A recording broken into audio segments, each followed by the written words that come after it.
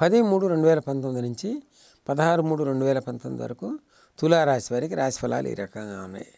ద్వితీయంలో దేవగురువు యొక్క సంచారం, బృహస్పతి యొక్క సంచారం. తృతీయంలో శనికేతువులు, చతుర్థంలో శుక్రుడు, పంచమంలో రవి, ఆరింట వక్రించినటువంటి బుధుడు, సప్తమంలో కుజుడు, భాగ్యంలో రాహు యొక్క సంచారం. తులారాశి వారికి వాస్తవానికి గనక చెప్పాలి అంటే ఒక రకంగా భాగ్యవంతమైనటువంటి కాలం కిందే అనుకోవాలి.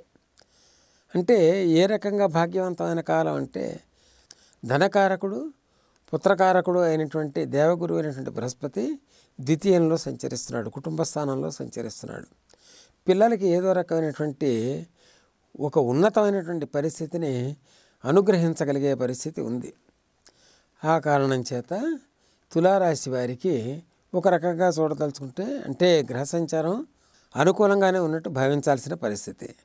తృతీయంలో శనికేతువుల యొక్క సంచారం, చతుర్థంలో శుక్రుని యొక్క సంచారం, పంచమంలో రవి యొక్క సంచారం, ఆరింట వక్రించినటువంటి బుధుడి యొక్క సంచారం, సప్తమంలో కుజుని యొక్క సంచారం ఉంది. కాబట్టి తులారాశి వారు చేయవలసినటువంటి ప్రక్రియ ఏంటంటే రాబోయే మీన సంక్రమణం రోజున చంద్రఘటాదానం.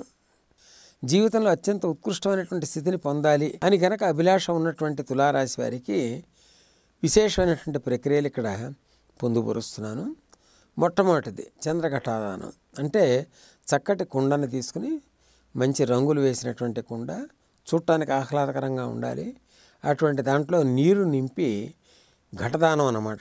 అంటే కుండ దానాన్ని దానం కనుక మీన సంక్రమణం రోజున కనుక చేస్తే తులారాశి వారికి అది అత్యంత లాభప్రదంగా పరిణమిస్తుంది.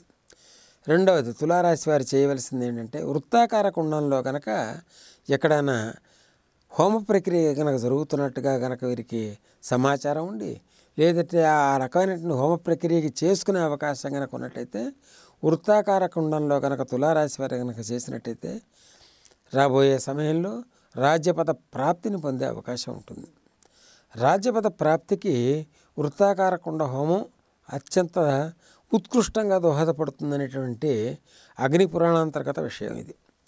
ఆ కారణం చేత తులారాశి వారు ఈ ప్రత్యేకించి ఈ వృత్తాకార కుండంలో కనుక హోమం చేసుకున్నట్టయితే బాగుంటుంది. చేసేటప్పుడు దాంట్లో వాడవలసిన ద్రవ్యాలు ఏమిటంటే నవధాన్యాలు, తిలలు మినహా నవధాన్యాలని దాంతో కాస్త గోధుమ పిండి తీసుకుని కాస్త బియ్య పిండి తీసుకొని దాంతో కలపాలి. దాంతో కలిపేయడానికి మాధ్యమం ఏమిటంటే ఆవు పాలు, తేనె.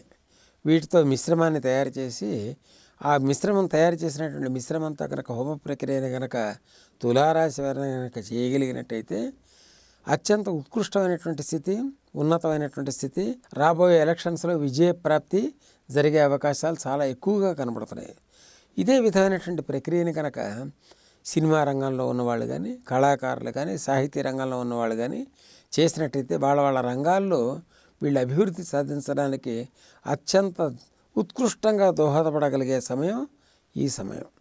ఇటువంటి సమయం కనుక మనం సద్వినియోగం చేసుకోగలిగినట్టయితే తులారాశి వారు ప్రత్యేకించి ఇంకా దానికి తిరుగులేనటువంటి అస్త్రం కింద ఉండి ధనప్రాప్తి, యశోప్రాప్తి, కీర్తి ప్రాప్తిని కూడా తులారాశి వారికి అందజేసే అవకాశం ఉంటుంది. ఈ వీడియో గనుక మీకు నచ్చినట్లయితే లైక్ చేయండి, షేర్ చేయండి. మరిన్ని వీడియోస్ కోసం మా ఛానల్ను సబ్స్క్రైబ్ చేయండి.